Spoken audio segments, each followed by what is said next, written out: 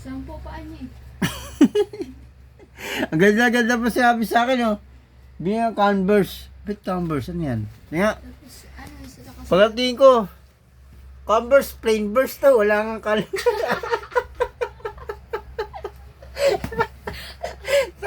ayop yan.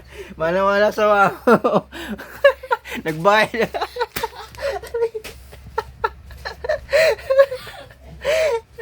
Tayo na kay G Converse, lagyan mo pa ba Converse ako pa Converse pag na plain verse. Wala nakalagay na Converse. sa mga tayo na si kay G talaga, oh.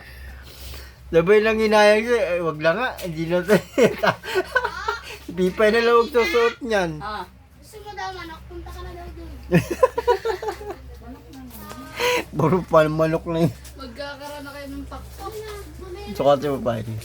Tayo na, KG, kung ano ba pinagagawa nito yan, pwede pa rin. Di ba? Kung ano lang siya, Converse.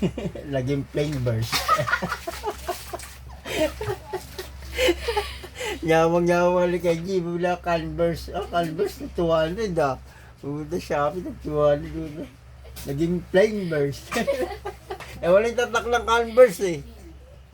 Bato? Ayaw ko dito kan. Ha? Bagay niya sa ito yun. Diba? May pumuro ka pa? Ayoko niyan. Alam mo? Regalo ko sa'yo. Ito naman, sige. Ba't nandito ka na naman? Isa rin. Ba't nandito wala na swimming eh. Nandito ka na naman eh. Talaga, oh. Bili ka natin kay Converse.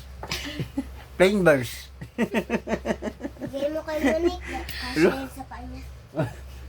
Tulog pa si Manik. Sino? Ha?